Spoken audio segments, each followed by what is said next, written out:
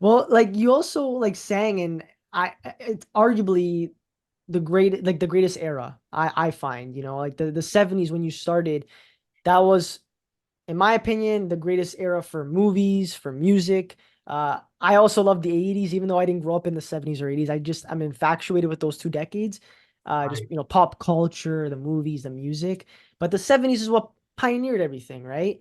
And you got to, also perform alongside people like, for example, Donna Summer, who you were good friends with, or even like the Bee Gees were so popular back then as well, right?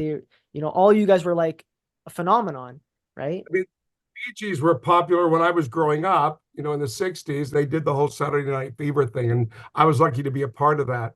Yeah, it was definitely the 70s, 80s were definitely magical times. I always felt it was like the celebration of all the things that I guess my parents and the 50s and 60s generation were out there. They were picketing for peace and love and everyone just accepting, one another for what you are, and the ecology and the earth and all these things. And it was finally the celebration of all that stuff finally coming to fruition. Mhm. And so yeah, it was just definitely a great time. It was the end of really real music when you went in the studios and actually everything was a different, an individual, performing the songs, and so in each record, in each composition, you felt each one of those individual musicians, and the feeling that was coming from them, whether it was the drums or the guitar or the keyboards or the vocals and everything.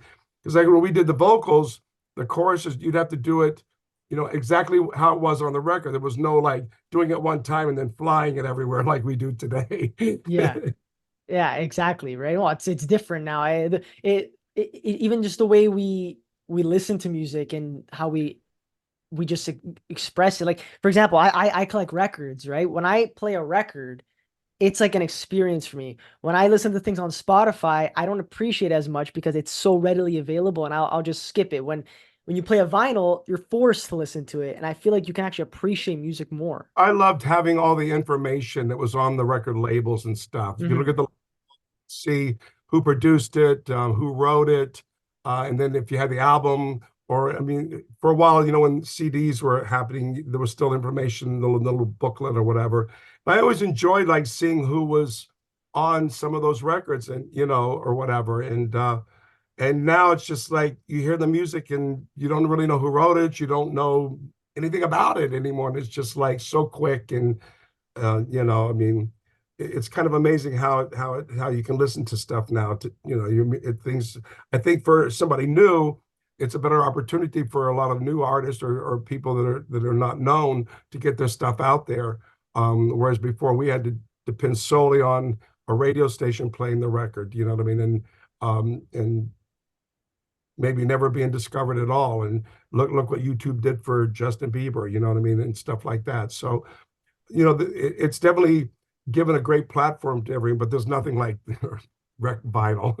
Absolutely. It's classic, man. That's what why I'm so infatuated by it, because that was the start to everything, and you look at it and you go, wow, this is where we came from, and now look where we are today, how it progressed.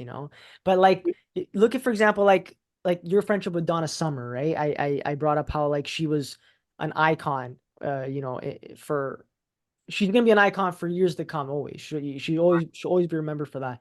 And during that time when you were performing too, especially like I would say in more in the 80s, is when people had this stigma towards like disco music or dance music, and I want to know how both you and Donna, like, I guess, navigated that. It's really weird that people felt that disco was dead or whatever. Disco became bigger in the 80s and into the 90s than it ever was in the 70s.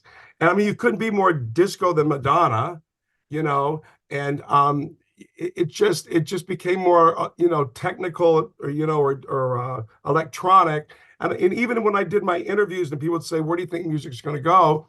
I would always say it's going to become more, electronic. Even some of the first record I ever, one of my first biggest hits was kind of electronic drums. Rock Your Baby was electronic drums from a Lowry organ. It was already pre-programmed drums on an organ.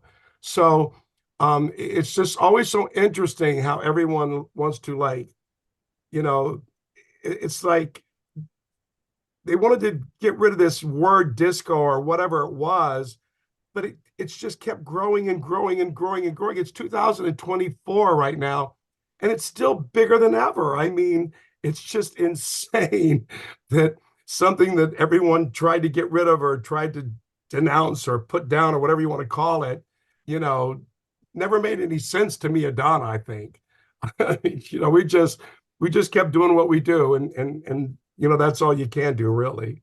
But I wonder why though people always had to put it down though for some reason. I love all that stuff. I find that's it's preference. People may not like it, but I don't understand why there's that stigma to it. To me, it was always just dance music or R&B music or whatever you want to call it. It became disco when Saturday Night Fever happened, and Saturday Night Fever was recorded, took place in a discotheque or whatever. So started calling it disco music. It was so interesting. I think the media played it important, sadly, and the guy that started the whole controversy over it, or did the disco demolition and disco sucks thing, even came to apologize, and he said it was the worst mistake he ever made in his life.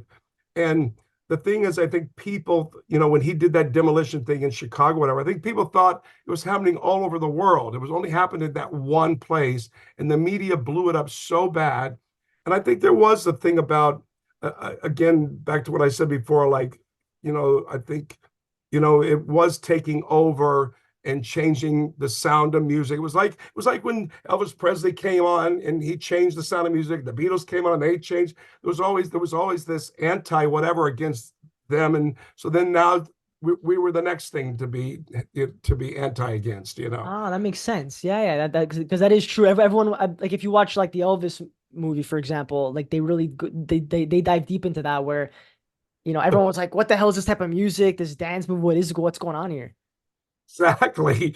And it was like history just repeating itself in a different kind of way. It was just so weird that it was happening. I mean, I felt like I had kind of moved on, because the beginning of the 80s, I had the first number one song of the 80s, and then I had another huge song, in the middle of the 80s, and then I had given up, and then I kind of retired for 10 years.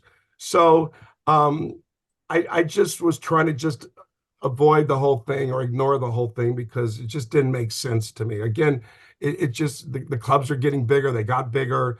Um, During that time that I retired, I went to clubs every weekend or whatever, and they were huge. I mean, they were bigger than anything I'd ever seen in my life, and the Mhm. lights, the music and stuff. And it was just, again, it was just more like electronic. And I mean, you couldn't be more disco than Madonna or any of those groups that came out of um, England or whatever, the big tech sounds that came out of England at the time, which was a lot of most of it really.